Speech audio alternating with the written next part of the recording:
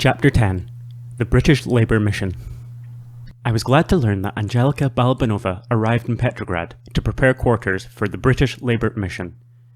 During my stay in Moscow, I had come to know and appreciate the fine spirit of Angelika. She was very devoted to me, and when I fell ill, she gave much time to my care, produced medicine which could be obtained only in the Kremlin drugstore, and got special sick rations for me. Her friendship was generous and touching, and she endeared herself very much to me. The Narishkin Palace was to be prepared for the mission, and Angelika invited me to accompany her there. I noticed that she looked more worn and distressed than when I had seen her in Moscow. Our conversation made it clear to me that she suffered keenly from the reality which was so unlike her ideal, but she insisted that what seemed failure to me was conditioned in life itself the greatest failure. Narishkin Palace is situated on the southern bank of the Niva, almost opposite the Peter and Paul fortress. The place was prepared for the expected guests and a number of servants and cooks installed to minister to their needs. Soon the mission arrived, most of them typical working men delegates, and with them a staff of newspaper men and Mrs. Snowdon.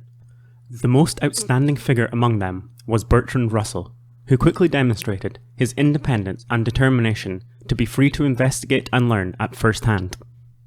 In honor of the mission, the Bolsheviki organized a great demonstration on the Uritsky Square. Thousands of people, among them women and children, came to show their gratitude to the English Labour representatives for venturing into revolutionary Russia. The ceremony consisted of the singing of the Internationale, followed by music and speeches, the latter translated by Balbanova in masterly fashion. Then came the military exercises. I heard Mrs. Snowdon say disapprovingly, "What a display of military!" I could not resist the temptation of remarking, "Madam, remember that the big Russian army is largely the making of your own country. Had England not helped to finance the invasions into Russia, the latter could put its soldiers to useful labour." The mission was entertained royally, with theatres, operas, ballets and excursions. Luxury was heaped upon them, while the people slaved and went hungry. The Soviet government left nothing undone to create a good impression, and everything of a disturbing nature was kept from the visitors. Angelika hated the display and sham, and suffered keenly under the rigid watch placed upon every movement of the mission.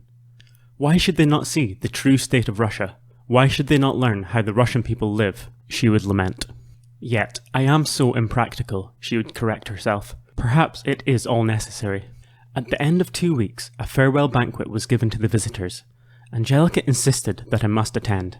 Again, there were speeches and toasts, as is the custom at such functions.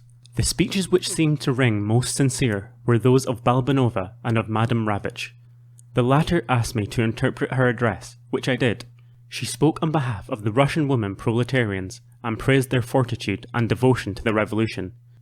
May the English proletarians learn the quality of their heroic Russian sisters, concluded Madame Ravitch.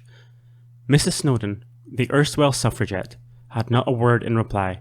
She preserved a dignified aloofness. However, the lady became enlivened when the speeches were over and she got busy collecting autographs.